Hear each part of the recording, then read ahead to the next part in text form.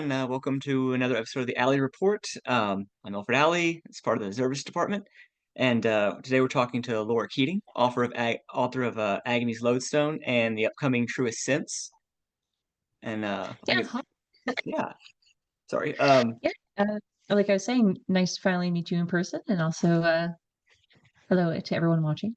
Yeah, and I see you got the cover art for the Truest Sense behind you.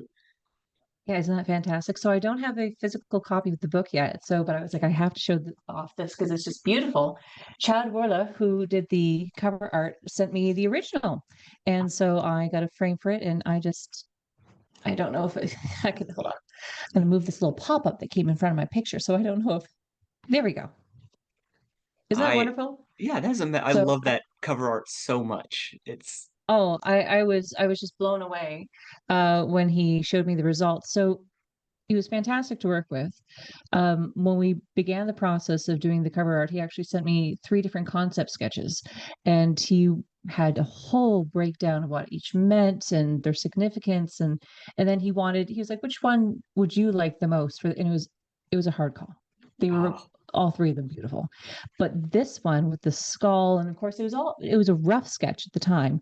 I was like, there's something about that triggered in me my old love of the scary stories to tell in the dark yes, yes, books. The Stephen Gammell's beautiful charcoal and ink stuff, which I think so many comments from people have been like, that's what it reminds them of. I'm like, well, if you like those, then you've got to check out Chad's work because he's just phenomenal. And then every step of the way, he would give me updates, be like, "This is the next step. Do you like this, or do you want to change that?" I was like, "No, no, keep doing yeah. what you're doing." And this was the end result, and I'm just absolutely in love with it. And he was kind enough to say, "Hey, do you want the original?" So he sent it my way, and now I'm the proud owner of that. That's awesome. And like I got a chance to read the collection before the interview, and Yes, I loved it. From the first which I'm story, so that like archaeology horror, I love that, and just it right. was amazing. Yeah, it's like there's something in me. I think it's because I saw the Brendan Fraser, remake of The Mummy back when I was like 12, and instantly I was just like, oh yeah, like doomed archaeologists. Like it's Yeah, like that's where it's at. It's like if you're gonna have like an ancient horror unleashed, it's like you want it with someone who's like been poking around in the dirt. You know, yeah, they often deserve it, to be perfectly honest. and I love You it's one shouldn't of be poking those. around in old things. Yeah, and like you didn't you kept it like there was no well. Here's what's happening. Here's what they're encountering. It's like we always were left in the dark. And I love that. Literally wanted to do that. They're in a cave. Yeah, So thank you for feeling that way because every now and then, especially when you're writing a short story, it's such a limited space to get across a feeling or it's like, or some kind of I don't want to say message that seems a little too heavy-handed, but it's like you want to be able to like do that. So I'm always so relieved when I'm like, oh, good, that is the sense, that's the vibe that yeah, you've got because you only have like sometimes 10 pages to craft something. And no, well, I'm really pleased that you liked it. Thank you. yeah. It was so good. And I of course highly recommend. I think it's up for pre-order. It hasn't come out yet, but anyone watching like pre-order it. It's good. And what's amazing, I Cemetery was Gates, yeah, if you want to direct from the publisher, but go to your local bookstore or library. That's fine with me too. Or the A word one if you want to spend the Bezos bucks. I'm okay with that too. But try the other ones first. good point. Exactly, yeah. Yeah. It's funny. I was reading at the same time I was reading yours. I was reading Gemma Amore's Those Who. Oh dang! Not all who wander are lost, All or who no, wander it's like lost. And is like that one? Oh no, or yeah, it's all like who wander are I'm lost. sorry, Gemma. I think I've got the title wrong, and now I'm nervous thinking about it. I think we both did. So we're both sorry, but and it had a Yeah. great archaeology story in it too. So it was like great. It was Oh, like, great. oh man, my favorite motif, like in both stories, both books at once. It was Yeah. great. That one's lined up on my TBR. I love her work. I actually started, incidentally enough, with her novella Dear Laura, and I was like, it has my name on it. And then I read it literally in one sitting, and I was like, oh, okay, more of Gemma, please, thank you. Yeah. Oh man, her collection's Yeah, fantastic. It's like yeah, I'm horror excited. travelogue. Like Yeah, it's like I love travel, I love horror, so those things combined can only just, you know, I was gonna say it's like can only be better than ever. I'm like, maybe it'll ruin travel for me. No, no, I don't think it will. But it'll make No, me probably think of some other things when I'm out in a tent somewhere and being like, yeah. As soon as is this people say okay? weird stuff about places, I just have to like, it's like, oh, I want to go now. Like all these Yeah. campers disappeared. It's like I want to know. Like now I'm invested. You, Jeez, they all disappeared. Wonder why that happened. I better go find out. yeah, Which is honestly sometimes the backbone of all of my stories. it is. But That's unfortunately, I feel like I would be a victim in my own stories because I'm just like, mysterious disappearances. Well, we should go. yeah. Gotta No, know. I'd absolutely. When people make fun of that trope, I'm like, that is me. So they're like, people wouldn't do that. It's like I would do that. I would Yeah. absolutely. There's a noise in the wood. I should investigate. Oh, Like yeah. that's me. Let's go check it out, guys. Yeah. I'd be No, dead in the first 10 I minutes. I feel like I write characters who are better at self-preservation than I am because a key thing that I do feel in my heart and it gets articulated in literally in a couple of my stories is don't mess with it. Mhm. But I would be the fool to be like, oh, we should probably let's bust out the Ouija board. It's like Yeah. see what some dead folks have to say about it. And then my butt's haunted. And Yeah, what are it's you like, gonna oh, do? puzzle box cube. Let's just fiddle around with this for a little bit. Like it's neat. It's got golds Yeah. on it. It's nice.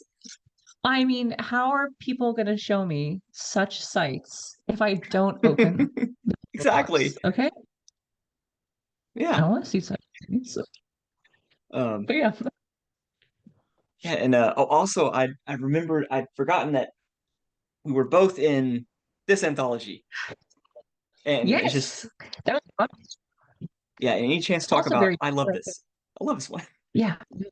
Yeah, also very international. I loved all of the nonfiction.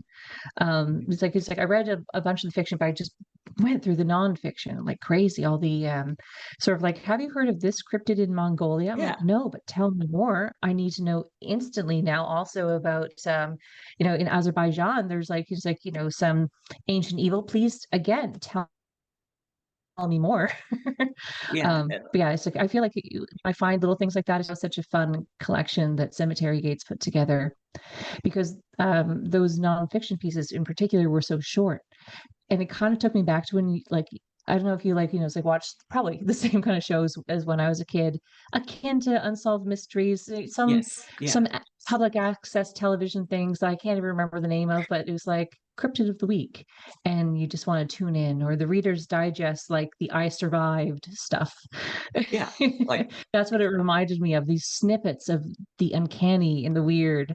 They're just like it's like they're the bait and I'm the fish and I just want it.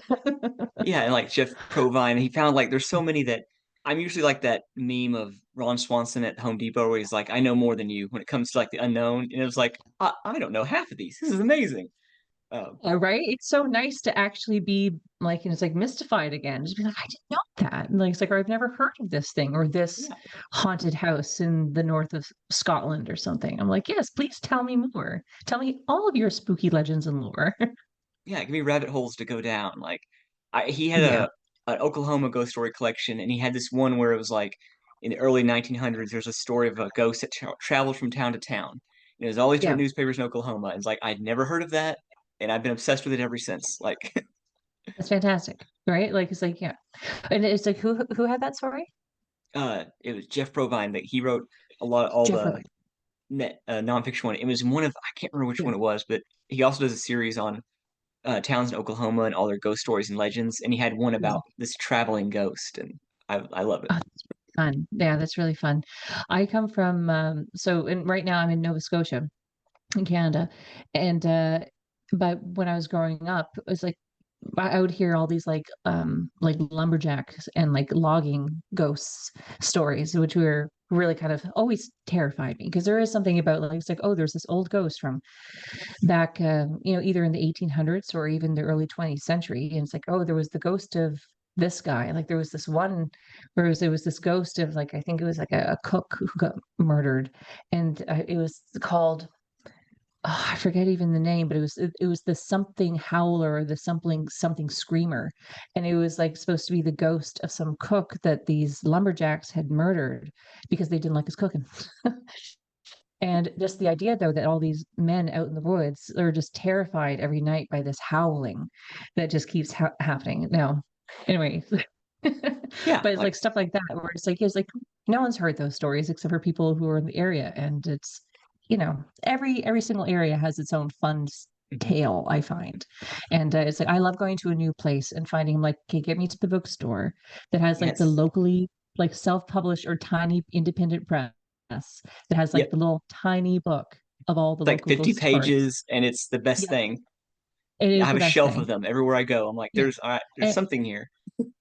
Yeah, and sometimes they're just recycled dreck. It's like the same kind of vaguely almost urban legendy thing, but for, it's like once every like half a dozen, you come up with something you're like, that is chilling. There was another one I heard of like, and I've never seen it reprinted again. And I don't even remember her name, but it was an Acadian story, but it was a Christmas story for children.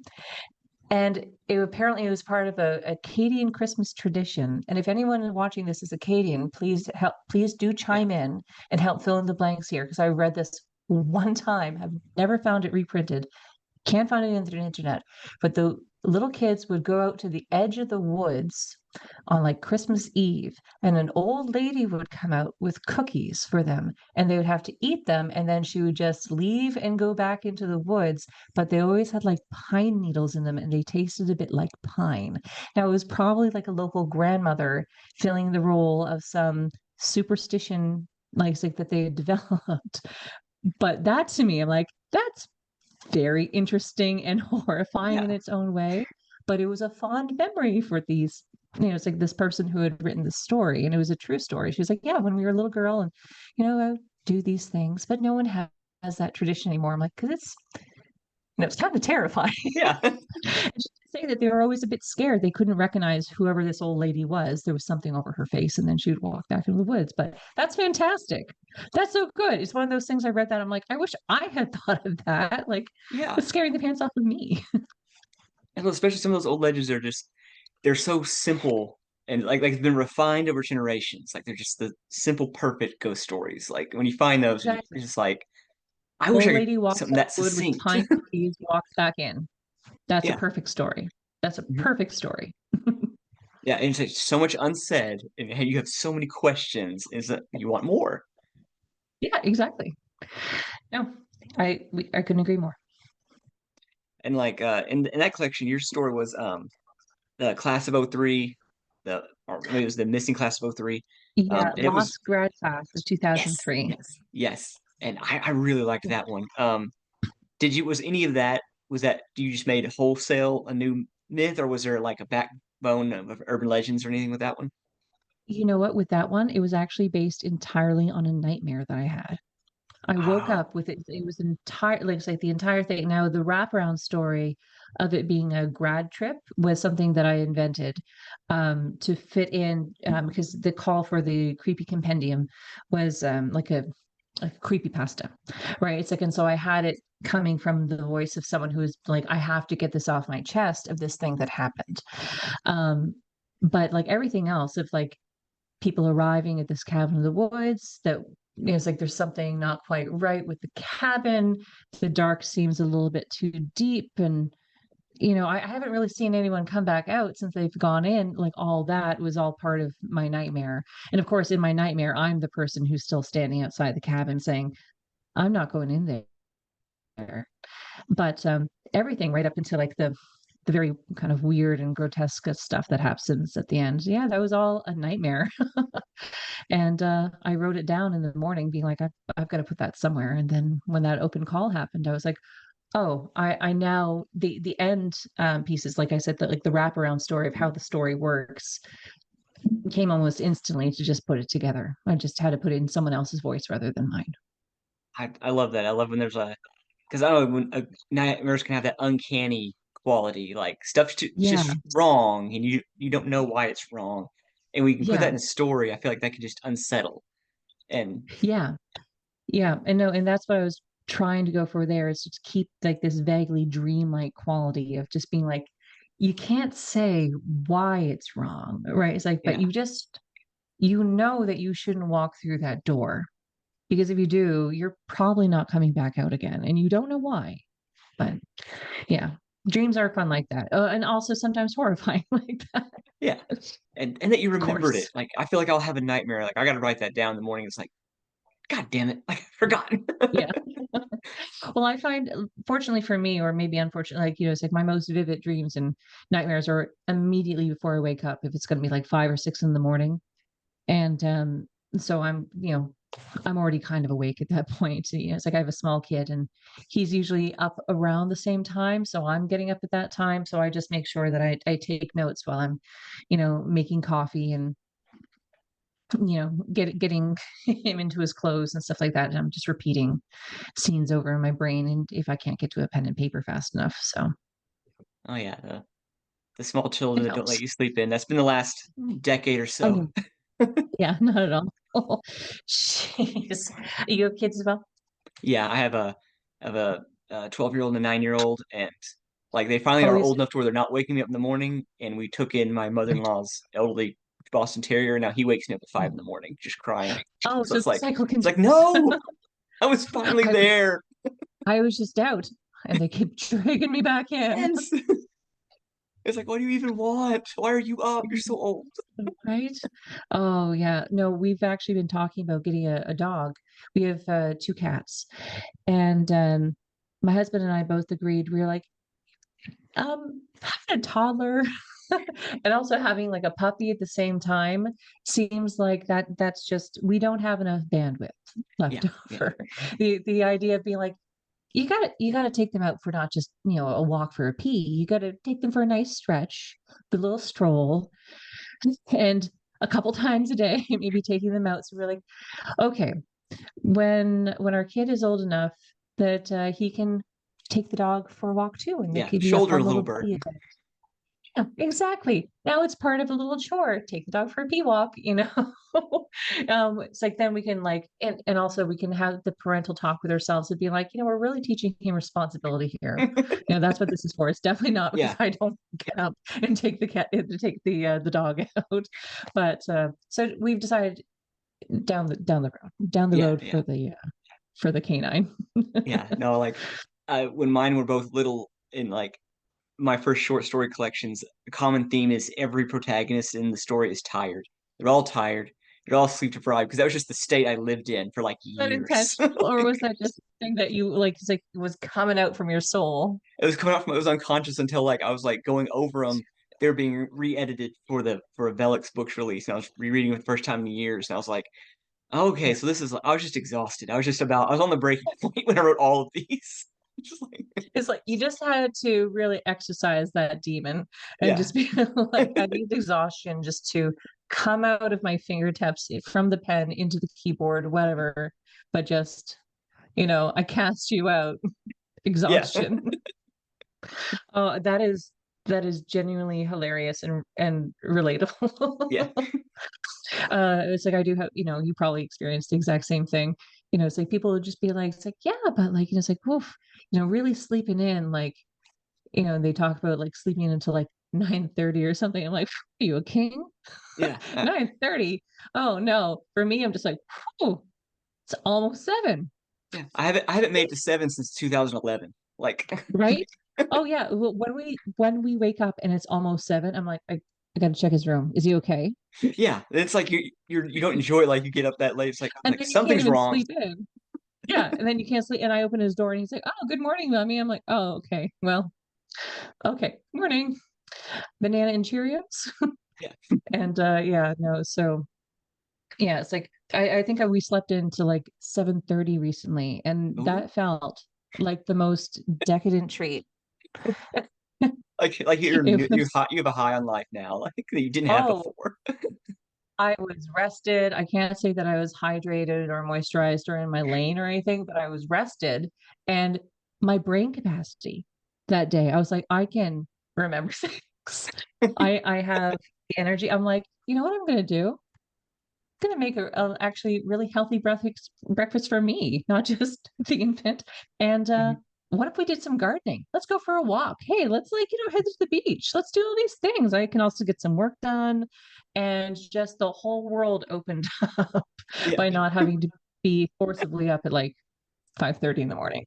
So I mean, when I wake myself up at 5, I I do like it, but if I am woken up, do you know, like I Yeah, mean? no, there's such a difference Yeah, to that. Like, there is. Like if I'm choosing it, because sometimes when I know my kid is definitely going to be sleeping in, I will choose to actually wake up at like 5 because I find my best writing is when my brain is still in kind of like that dream mode yeah, because it'll be the most creative. I can't even fake it, right? It's like it's still just wanting those synapses, right?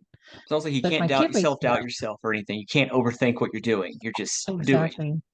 And you know that you only have this limited window before the whole crushing responsibility of the world comes down. Mhm, mhm. But if I'm forced to wake at that hour, then I was like, you may as well just like prop me up on a, it's like one of those little dollies. Yeah, And it's like, and I will just try to move through the world like a normal mhm. human being. It's like I'm just gonna put on Bluey. They're gonna let they're gonna keep you going until my brain works again. I got some sad news. My son doesn't like Bluey. What? Love that show. Doesn't like Bluey. He's the only kid. So I see all these adults being like, wow, that's an important show. And I'm like, not for my kid. No, he's like he's just I'm like, don't you want it? Apparently, like everyone says it's great. Fortunately, he likes nature shows, so it's Okay, that's fine. good. Yeah. Yeah. So he's like he much actually just rather watch, you know, David Attenborough or in like something about like sharks or snakes or kind of like his Okay, well recent things. that's Dinosaurs good. forever, obviously. But Yeah. yeah. But sometimes I wish we could have like the little snippets of Bluey. It would they're much more bite-sized. Yeah, So and like there's so many like reason like I enjoy it is because so many shows I've noticed for kids are so formulaic. They're like, okay, we have the intro song, we have the song where we yeah. do the thing, we have this other song and the outro song. So it's like there's only like a minute of new writing per episode. It's just the most Right. recycled, formulaic Yeah. awfulness. Yeah. No. He's like, as a parent, if you're sitting there trying to, watch it with them, because it's, then it's a bit of like it's engagement at that point where it's like we're Yeah, doing something together. We're just watching this awful thing. it's horrible. This is um, like this is terrible. yeah. It's like, fortunately, like, it's like there was a choice that, my husband and I made quite early on, which was we want something that actually has a narrative or is at least somewhat educational. And the other big thing, of course, was just we have control of what he's watching. He doesn't know how to use the remote. So if we thought something was, a little too pablum, even if it was age appropriate, we're like, let's go with the next step, more challenging thing, rather than just something that we're like, we can't in good conscience just Yeah, put this in not front of this. you, right? Yeah. And it's like, and again, for like, parents who love those things or like, because also sometimes parents don't choose is what the kid loves. Um, no, no shade, no hate on that. But I feel like we were lucky that we were able to dodge that a little bit. Yeah, And so we can still make those choices. It's just be like, yeah, this one seems a little little too dumb. Caillou. You know? Like that's my Yeah. measure for like the worst Oh my thing. God. I would love a Yeah. horror Yeah. anthology about him where it's like each author gets to come up with the most horrible way to destroy him. Like I think that would be an You know amazing what? one. Like, a Caillou or a Caillou adjacent, that would not may not be a bad idea because he was a nasty little kid. Yeah, and like I like I don't even know if that show's still on, but I vaguely remember it. Like it's like from when I was younger, and he was just really bratty. He was yeah, he was not just an asshole. It was like why is you have all these good good. shows on PBS and then like for some reason they're like we're gonna have this too. Like it's terrible. It teaches your Yeah, kids terrible things, yeah, and you want to strangle this kid. And you know if he was real and you did, no jury would convict you. yeah, Like right. They'd just be like, it's that like was your honor, I justified. buried him in a shallow Yeah, grave. He might have still been breathing when I did it, and like I'd yeah. get probation. Come on, Caillou, we're gonna go to the park. No, I don't want to do that. All right, how about I give you a cake? Yay! And you're like, what? Like, it's like this. I don't Like in know if real this life, is that fantasy Caillou, that or man like, has free uh, puppies in his van. right? It's like, go on, Caillou. We'll catch up. It's like, but yeah, no, there was something about him that was just he was just a really bratty kid. Even as a kid, I was like, you're talking to your parents like that? What's wrong? I know it's like I would not Even as a survive kid, I long. was shocked. Yeah, I was like, yeah, it's like I was like, oh no, it's like that kid's got too much sass. That wouldn't fly in my house. Yeah. Is he okay? But yeah.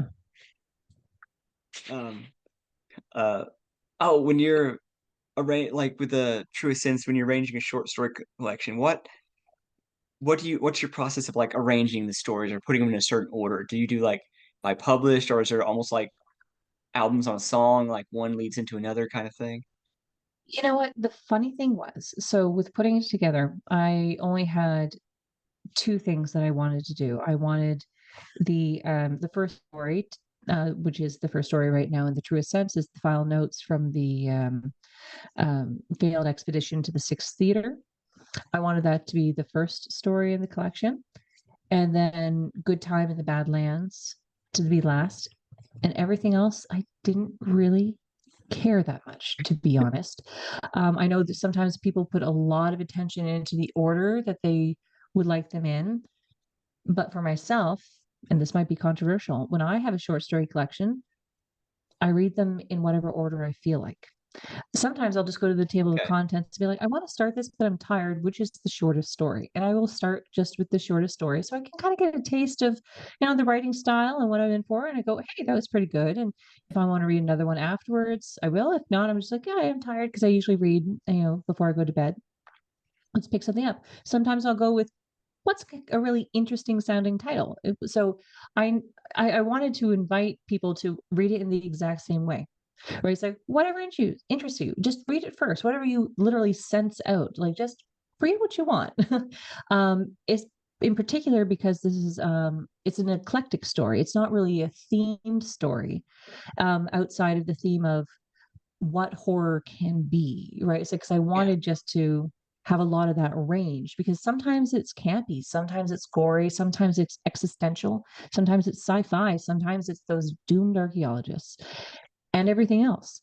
And so it's like, I know I'm quite a new writer on the scene, and it's like, and that might be a bit of a pompous like thing to say. It's like, I will show you what horror is. No, I don't think I'm the person. I'm not the arbiter of horror, but for my own self, I'm like, this is how I present horror, and this is what I like. I wanted that first story, the failed expedition, to be the first one because it deals with deep time, which I'm really fascinated by. Like it's like just ancient prehistory, Yeah. things that go well beyond our documented time. And so that felt right to be the first one. It's because it was literally for me the bedrock of the story and maybe all the stories to come. That maybe what you see in the cave might actually thread itself throughout the stories. And that was as much as a theme that I had in my head as I was willing to go with. Okay. And then the last one, Good Time in the Badlands, which was originally published in the Grindhouse Press vacation horror anthology. Um, that one I liked just because there's a literal kind of ride off into the sunset, which is Yeah. just insane and madcap. And I I really do love that story. I know it's my own story, but I'm like, yeah, it's kind of But funny. but you should love your stories, And and that is a yeah, great and way so to that's all end it. I it's like, and so when I was putting the order together, I really just wanted more pacing. Sorry, this answer is getting a bit long, but it's like Oh I just no, was no. looking at pacing, right? It's like we start off with this sort of grim report, and then I just kind of wanted, okay, you can't crash right into horror comedy after that. So let's go with some more dread, and then we'll have like it's like a little reprieve with It's a Hell of a Thing, Bill, and then just keep going, right? Like it's like, a little bit here, a little bit there, and that's what I wanted to do, just to kind of like ebb and flow, but also with, it's like the truth in mind that the reader's going to read whatever they want, the way they want. And that's what I want. Yeah, and I loved It's a Hell of a Thing, Bill. Like I'm a big horror Thank comedy you. fan, and I feel like that just nailed that. It was creepy, but just his Yeah. deadpan reactions. Like I just pictured Yeah. like Hank Hill, like Yeah. He's a like hell mouth opens in Hank's basement. yeah, one of my favorite characters I've ever written. He was the most fan of almost anyone. No, it's like I'm so happy you like that story because I'm like I grew up with people like that. Like it's like knowing like guys like that who are, just kind of like easygoing, nothing seems to flap them. It's like and practical at the end of the day. And but it's like but also when you get talking to them the knowledge that they have, whatever it is, is a little bit deeper than just the surface level. Yeah, And it's like maybe people judge them how they look, but at the end of the day, it's like there's a lot more going on, but they're just practical and they're it not willing to show off about everything they know. yeah, it And so I reminded just love me that character. So, it reminded me of my grandfather had a stucco and plaster business, and during high school I'd work with him, and my dad used yeah. to work with him, and he always told me, he's like, "Oh, your dad couldn't handle the heights, and he just quit one day. He just walked off." And asked my dad about it, and he goes, "Yeah, I was up there on the scaffolding. This guy falls so many stories, bust his head open in the concrete, brains and blood everywhere." And he goes, Yep. "I just couldn't do it, so I came down. I asked your grandfather to get me $20 to get some beer, and I left." And Yep. so like my dad's like the most horrifying thing I witnessed, and he's like, "Oh, he just did, like the heights. He just walked off one day." Like you're just Couldn't like, handle actual horror. yeah. Like, that's always like he's just so like there's just a thing that happened every day. Like Yeah. I was like, well, that's just part of the job. yeah, But yeah, yeah, no, yeah, exactly. Yeah, just sometimes horrifying things happen. I remember hearing, I feel like grandfathers always have like some casually, like one of the most like jaw-dropping things you've ever heard. And they're just yeah, like, well, that was just part of life. And you're like, I also feel like those stories are kind of going a little bit of the way of the buffalo, like I say, as we're more connected and empathetic to yeah. It's like things. Yeah. Sorry, go yeah, ahead. like we Sorry, know how to continue. we know how to like we're taught, you should process things, talk about things, deal with things. And back then it was Mhm. like, well, either you push it down and act like it's nothing, or you break. So you're just gonna go ahead and push it down and act like it's nothing. Like, Yeah, you walk it off, but you're not going to talk it off. So yeah. that's your option. Hmm. Yeah, my grandfather had a story like that once where he was like, "Oh, I was a young man and we were catching a train and he was on the train, he was looking out the window and he's like, "Oh, at the time, back in the 40s, it was kind of the style for young men to run alongside the train and try to catch in the open door at the last second." And as he was watching, there was some young guy who was trying to wave goodbye to some friends or something. He jumped on the train, missed, and fell between the train and the trail and the track. Well, he's pretty sure he didn't survive, but I was like, oh my God, like Grampy, what did you do? He's like, well, I sat back and I read my paper because what was I gonna do? I was on the train and we kept going, so that was that. I was like, oh, they didn't stop. No, people had places to go. Oh, okay. He's like, I'm sure they took care of it on that end. It's like, yeah, and never followed up. Never was like, was that guy okay? Like, did he just happen to miss the tracks or something? Like, who knows? Just What am I I gonna read do my about it? paper. Like, I just closed the shutter and said, okay. Yeah. Grandfathers. yeah, What? yeah. Yeah. Um, well, thank you so much for coming on here. This has been This has been amazing. a really fun Yeah, rolling chat, actually. absolutely. I love where it went. Like, and Yeah, with the all over the horror place. And of our grandparents, it's amazing. yeah, yeah. And thank you for letting me ramble. No, it Like, was amazing. And yeah, Agony's Lodestone's out now, and you can yeah. pre-order or pick up the Truest Sense. When's it coming out officially? So the release date is June 11th, but June as we 11th. Okay. said, you can pre-order the ebook and the paperback from Cemetery Gates Media. And if you order from Cemetery Gates Media, it is free shipping to the US, Canada, and the UK. But you can also get it, at the Bezos store, Yeah, or please, again, just go in and order it at your local bookstore or library, and they can certainly order in a copy, and that would just make my day. So, yeah. See, yeah, there's no reason to give Bezos any money. Like, no, just go in and talk to a nice bookseller, or again, your librarian. If you don't want to buy it, please that's even better. go into your library. How thrilled would I be? Oh, even better, honestly, like in so many ways. Just I keep hitting this little mic. I'm sorry if it keeps like rattling. I'm not used to working with this, and I am a hand talker, as you can see. Yeah, I'm sorry. no worries. Well, thank you again. Thank you, Elford. It has been really fun.